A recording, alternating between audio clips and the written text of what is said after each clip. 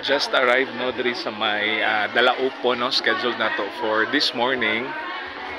Tayasa Negros Oriental. So ang venue na to is gymnasium, and then kani barangay hall. Ila no, barangay hall. And nice no, kay galibot ani is mga mountain views. Okay, so ang dala na to kaganina is rough road yun no, unya ulan man, so pisak yun no, but then okay lang no.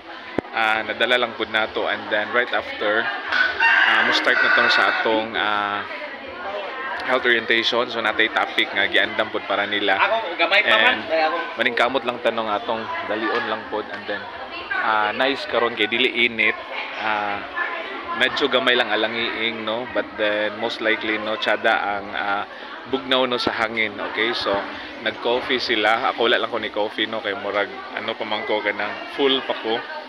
And then right after ani no, diretso lang pud ta og balik ayungon proper, and then Dumaguete. But then natin mga pangapit-apiton right after. Okay, sa atong schedule na to. So see you unya ano, and then along the way hopefully makakuha tag mga pictures pud. So kung balikon no, today is Dalaupon, Tayasan, Negros Oriental, scheduled na to no for today. Morning session lang ta.